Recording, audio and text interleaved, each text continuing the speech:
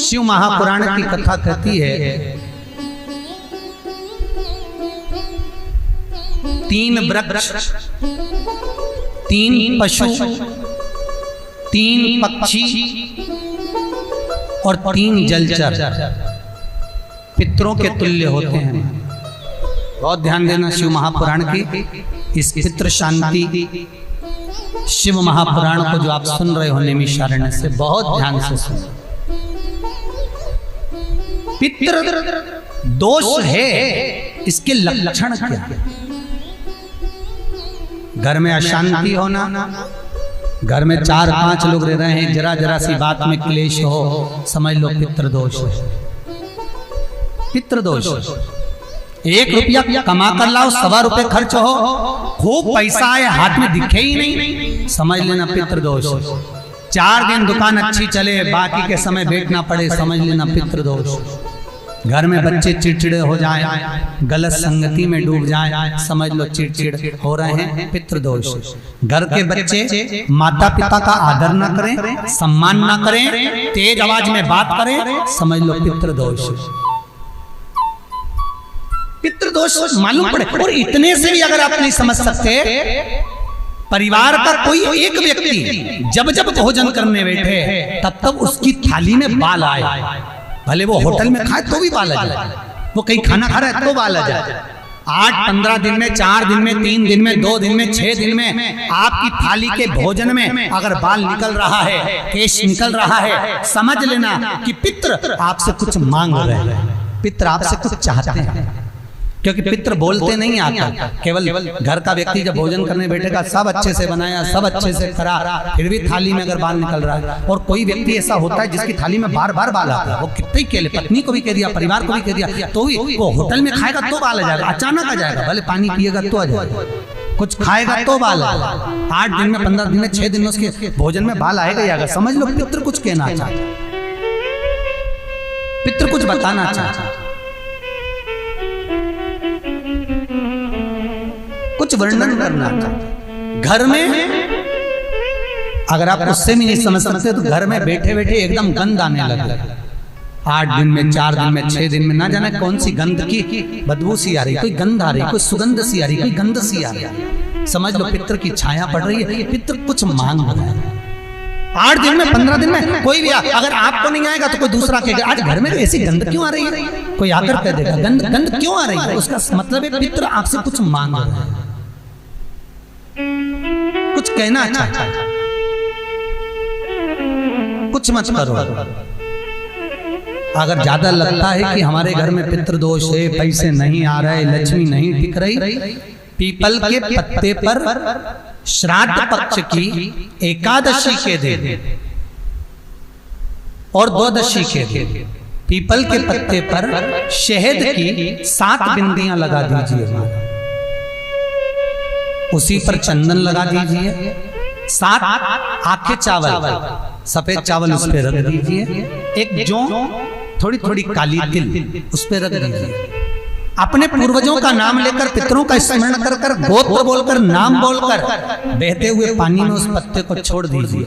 ये केवल श्राद्ध पक्ष में होगा, एकादशी तिथि के लिए बहते पानी में छोड़ दीजिए। जिंदगी में कभी संपदा की कमी नहीं आएगी, पितृ आशीर्वाद देकर जरूर जाएंगे, ये पक्का है। शिव महापुराण कहते हैं अगर ज्यादा रोग है, बीमारी है, तो श्राद्ध पक्ष की 9वीं तिथि के समय पर केवल बड़ के पत्ते के ऊपर, बड़ का जो पत्ता होता है, बट वृक्ष का पत्ता, उस पे काली तिल और जौ 21 बार उतार कर, जो व्यक्ति बहुत बीमार पड़ा रहता हो, कोई ना कोई बीमारी उसको घेरी रहती हो, तो बड़ के पत्ते पर काली तिल और जौ, काली तिल और जौ रख कर पितरों का स्मरण कर कर 9वीं तिथि के दिन 21 बार उतार कर बहते पानी में डाल दो या पीपल के पेड़ के नीचे रख दो, बीमारी समाप्त हो जाएगी, रोग नहीं घेर सकता।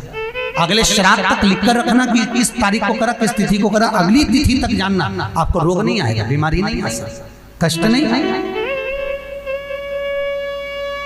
शिव महापुराण का भगवान शिव आनंद की राशि। तो 3 वृक्ष, 3 पशु, 3 पक्षी और 3 जलचर ऐसे हैं जिनको पितृ माना है। तो 3 वृक्ष कौन कौन से हैं? शास्त्र कहता है पहला पीपल, दूसरा बरगद बड़ और तीसरा बेलपत्र। इन 3 वृक्ष के नीचे श्राद्ध पक्ष में पितरों का निवास हो जाता है। इन 3 वृक्षों के नीचे 3 वृक्ष पितरों के तुल्य हैं। पहला पीपल, दूसरा बट वृक्ष, तीसरा बेलपत्र का वृक्ष। बेलपत्र का वृक्ष कभी अनायास श्राद्ध पक्ष में आप कुछ भी ना कर पाए, कुछ भी ना कर सकते हो, तो एक पत्ते के ऊपर कोई सा भी पत्ता ले लो, चाहे पान का ले हो, कोई पीपल का ले हो, कोई भी पत्ते के ऊपर एक पुड़ी, थोड़ा मीठा थोड़ा नमकीन रखकर अपनी कामना कर अपने पूर्वजों के लिए इन 3 वृक्ष के नीचे 16 श्राद्ध में किसी भी एक दिन आपको भोजन को रखकर आ जाइए। अपनी कामना कर सुख का अनुभव होगा, पितरों को शांति मिलेगी। 3 वृक्ष पितरों के तुल्य हैं। 3 पक्षी पितरों के तुल्य हैं। कौवा, हंस और गरुड़।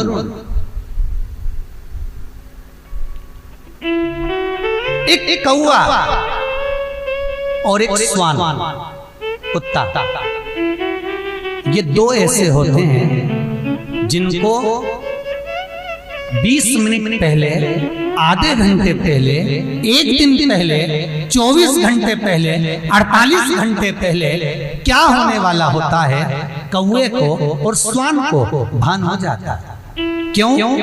क्योंकि ये यमलोक में जहां यमराज निवास करते हैं, श्वान और कौवा उस स्थान का भाग ग्रहण करते हैं और इनको ये ज्ञान पूर्व से यमराज से प्राप्त होता रहता है। पूर्वभान होता प्राप्त होता रहता है। एक कौवा एक श्वान, कोई घटना घटने वाली होती है तो कुत्ता रोने लगता है, कोई घटना घटने वाली होती है तो कौवा आकर बैठ जाता है, कोई आ रहा है तो कौवा आएगा, कोई भाव सूचक है तो कौवा आकर बैठेगा। दरवाजे पर कैसे, उसका भी भान है, अटारी पर कौवा कहाँ बैठा है, दरवाजे पर कौवा कहाँ बैठा है, किस स्थान पर कौवा विराजमान है, उसका भी भाव हमारे शास्त्र में वर्णन है। 3 पक्षी, 3 वृक्ष पितरों के तुल्य हैं। पक्षियों में कौवा, हंस और गरुड़ ये पितरों के तुल्य, जो अधोगति में मर जाते हैं, जिनको पिंड नहीं मिलता, तर्पण नहीं होता, ब्राह्मण का भोज नहीं मिल पाता, जो मर जाते हैं, जिनका अंतिम संस्कार तक नहीं होता, जिनकी गति बिगड़ जाती है, ऐसे जीव कौवे के अंश में प्रकट होते हैं, जो पूर्ण फल लेकर जाते हैं। पितृलोक में जगह नहीं होती, बैकुंठ में जगह नहीं होती, कहीं अगर जगह नहीं है देवलोक में तो इनको कौवे के अंश में, गरुड़ के अंश में या हंस के अंश में डाल दिया जाता है।